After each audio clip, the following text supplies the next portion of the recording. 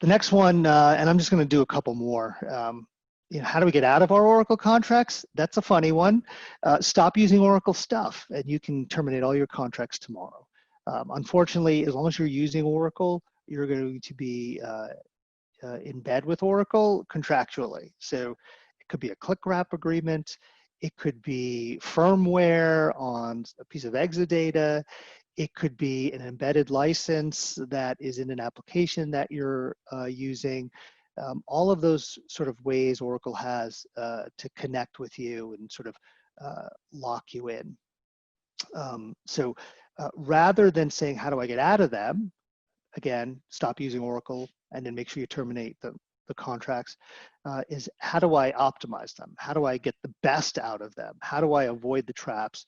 How do I make my contracts instead of being a hindrance to your digital transformation and holding you back into legacy technologies that Oracle might have, how can they be a springboard that enable you to move to the cloud and do different things, right? So that's really what you want to look at, I think, as long as you're going to be using Oracle.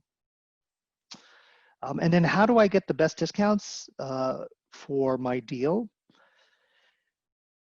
I mentioned before not to worry about discounts as much as value and sort of talk from that perspective.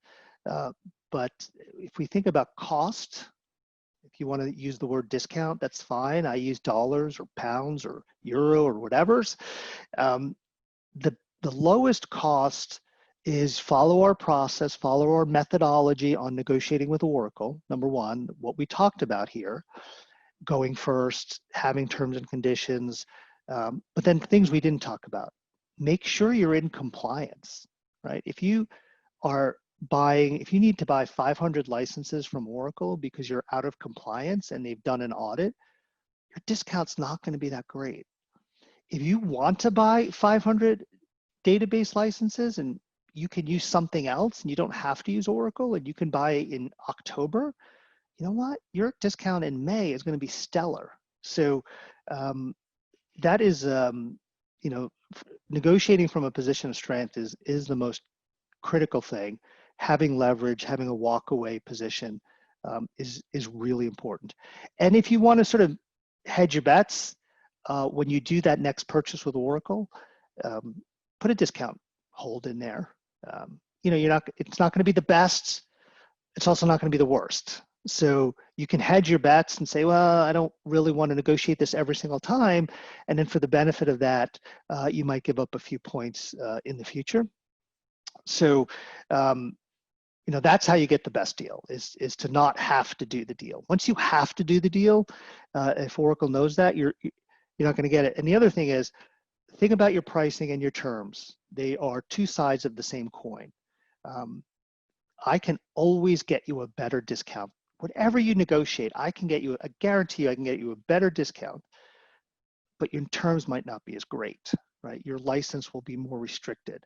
And for some customers, that's okay because they have to save every dollar they can today, knowing that there might be an issue in the future. Other customers will pay more money for better terms.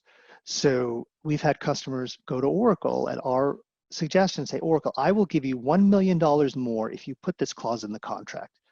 And Oracle did, and it saved them tens of millions of dollars later. So that is another thing to look at, is when you think about the best deal, it's not just pricing, but it's terms as well.